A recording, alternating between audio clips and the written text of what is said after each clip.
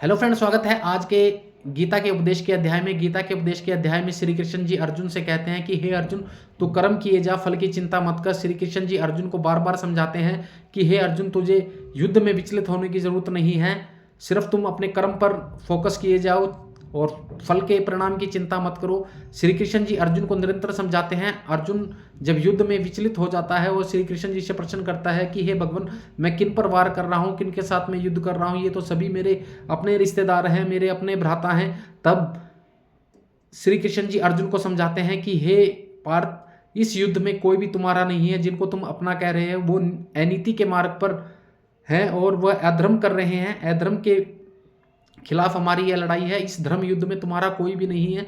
श्री कृष्ण जी अर्जुन को कहते हैं कि हे अर्जुन, तुम्हें जरा सा भी विचलित नहीं होना चाहिए। तुम जिनके लिए विचलित हो रहे हो, जिनके लिए तुम शस्त्र नहीं उठाना चाह रहे हो, वो कोई भी तुम्हारा अपना नहीं है। श्री कृष्ण जी उनको अपना जब दिव्य रूप दिखाते हैं और उनके नीति और कर्म दिखाते हैं कि जिन्हें तुम अपना सगा कह रहे हो, जिन्हें तुम अपना भाई कह रहे हो, उन्होंने अधर्म के लिए कितना बड़ा षड्यंत्र रचा और अत्याचार और पाप और विनाश के रास्ते पर तुम सबको खत्म करने के लिए वो चले हैं। तब श्री कृष्ण जी अर्जुन को उपदेश देते हुए यह कहते हैं कि हे अर्जुन, तुम्हें थोड़ा सा भी विचलित नहीं होना चाहिए। तुम्हें अपने कर्म को करना चाहिए, परिणाम की चिंता नहीं करनी चाहिए और तुम्हें थोड़ा सा भी विचलित ना होकर अपने परिणाम स्वरूप अपने शस्त्रों को उठाकर निरंतर युद्ध लड़ना चाहिए। श्री कृष्ण जी अर्जुन को आग्रह करते हुए उपदेश देते हैं कि हे अर्जुन, तुम अपना गांडीव उठाओ और निरंतर बाणों की बौछार करो। जो भी तुम्हारे रास्ते में आगे आ रहे हैं उन्हें मारते हुए निरंतर आगे की तरफ बढ़ो। तब अर्जुन श्री कृष्ण जी से प्रश्न करता है कि हे भगवान, ये युद्ध किस लिए लड़ा जा रहा है। तब श्री कृष्ण जी उन्हें अपनी लीला दिखाकर कहते हैं कि हे अर्जुन, यह युद्ध धर्म के लिए लड़ा जा रहा है। जिन्होंने अधर्म किया है, पापियों का नाश करने के लिए, अत्याचारियों का नाश करने के लिए यह युद्ध हम कर रहे हैं। और तुम जिनके लिए यह प्रश्न कर रहे हो, उन्होंने तुम्हारे ऊपर अत्याचार करने और तुम्हारे ऊपर वार करते समय बिल्कुल भी नहीं सोचा। जिन्हें तुम अपना कह रहे हो, कोई भी इस युद्ध में तुम्हारा अपना नहीं है। तो श्री कृष्ण जी कहते हैं कि हे अर्जुन, अपना गांडीव उठाओ और निरंतर शस्त्रों से वार करते हुए अधर्मियों का नाश कर दो। श्री कृष्ण जी अर्जुन को अपने उपदेश में यही बता रहे हैं कि हे अर्जुन, तुम्हें थोड़ा सा भी विचलित नहीं होना है। अपने कर्म को किए जाओ, फल की चिंता मत करो। फल के लिए मैं यहाँ तुम्हारे साथ में हूँ।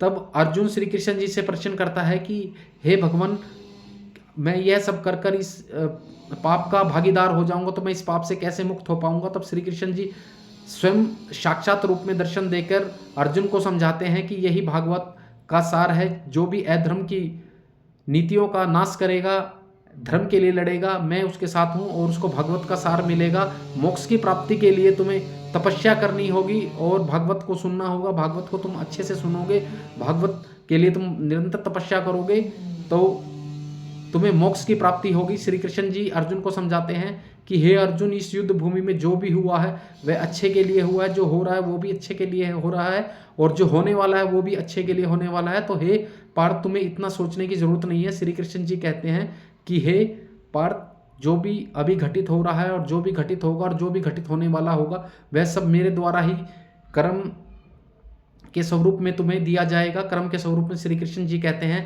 कि अधर्म के नाश के लिए अगर हमें कुछ भी करना पड़े तो वह सब कुछ अच्छा है। श्री कृष्ण जी अर्जुन को यही समझा रहे हैं कि जो भी हुआ है, जो भी होगा और जो भी होने वाला होगा वह सब कर्म निहित मेरे द्वारा सोचा समझा गया है। और उन्हें अपना जब दिव्य रूप श्री कृष्ण जी अर्जुन को युद्ध में दिखाते हैं तो युद्ध में श्री कृष्ण जी का दिव्य रूप देखकर अर्जुन अग्रहित होता है और उनके अंदर समाहित भू अग्रहण होता है और उस भू अग्रहण से अर्जुन समावेश कर कर अपने शस्त्रों को उठाता है। और तब श्री कृष्ण जी अर्जुन से कहते हैं कि हे अर्जुन, तुम्हें गहन अध्ययन कर कर अपने शस्त्रों को उठाना चाहिए और निरंतर पापियों और अत्याचारियों का विनाश करते हुए आगे बढ़ना चाहिए और प्रोत्साहित होकर तुम आगे बढ़ो। कर्म अपना किए चले जाओ, फल की चिंता मत करो और जो भी होगा, जो भी होने वाला होगा और जो भी हो रहा है वो सब मेरी ही नीति के द्वारा होगा।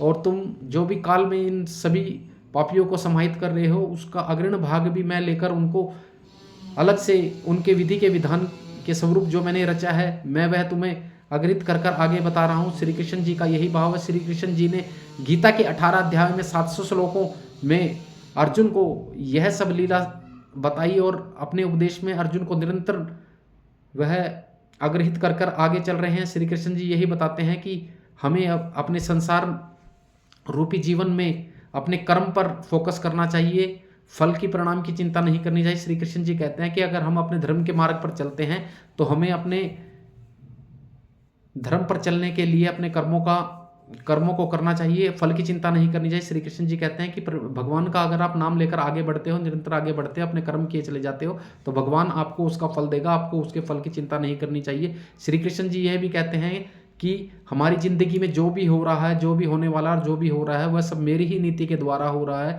हमें उसका कभी भी अफसोस नहीं करना चाहिए, उसे सिर्फ भगवान का आशीर्वाद समझकर उसे ग्रहण करना चाहिए। और श्री कृष्ण जी कहते हैं कि जो भी हो रहा है, जो भी घटक होने वाले हैं या हो रहे हैं, वो सिर्फ मेरे द्वारा ही किए गए हैं और ये नीति का मेरा फैसला है। श्री कृष्ण जी कहते हैं कि हमें अगर भागवत स्वरूप को प्राप्त करना है तो भगवान के आश्रय में आकर उनका अनुसरण कर हमें निरंतर आगे बढ़ता रहना चाहिए। दोस्तों, वीडियो अच्छी लगी तो लाइक शेयर कमेंट जरूर कीजिए। मैं आपके लिए ऐसे ही गीता के उपदेश और गीता के अध्याय लेकर आता रहूँगा जो आपको मोटिवेट करते रहेंगे। दोस्तों, वीडियो अच्छी लगी तो लाइक शेयर कमेंट जरूर कीजिए और ऐसे ही मोटिवेशनल ब्लॉग के लिए हमारे चैनल को लाइक और सब्सक्राइब जरूर कीजिए। दोस्तों, मिलते हैं अगले अध्याय में अगली वीडियो के साथ में।